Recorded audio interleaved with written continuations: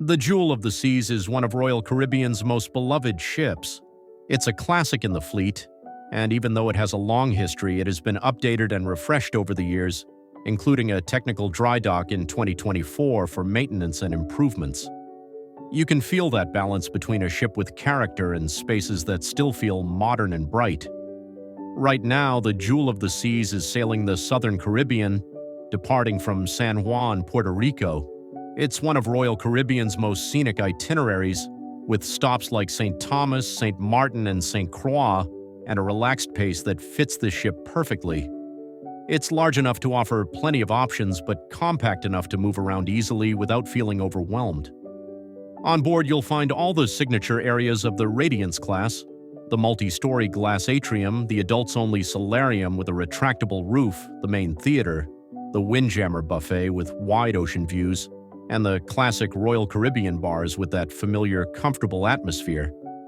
It's a very walkable ship, great for first-time cruisers and experienced travelers alike. In the next few years, Royal Caribbean plans to keep the Jewel of the Seas sailing in the Americas. It will continue operating Caribbean itineraries and is also scheduled to sail from Florida ports like Tampa and Fort Lauderdale in future seasons. It's a flexible ship that works well on both tropical routes and more traditional itineraries when the deployment requires it. I've sailed on the Jewel of the Seas, and it's one of the ships that has performed the best on my channel. That's why I wanted to create this updated video. The ship has evolved, the itineraries have changed, and it's the right moment to give you the most up-to-date information if you're thinking about booking a cruise on it. If you're interested in Royal Caribbean, or if you want port guides, walkthroughs, and practical tips to prepare your next cruise, make sure to subscribe to the channel. In the description, you'll find more videos about the Jewel of the Seas and helpful routes for planning your trip.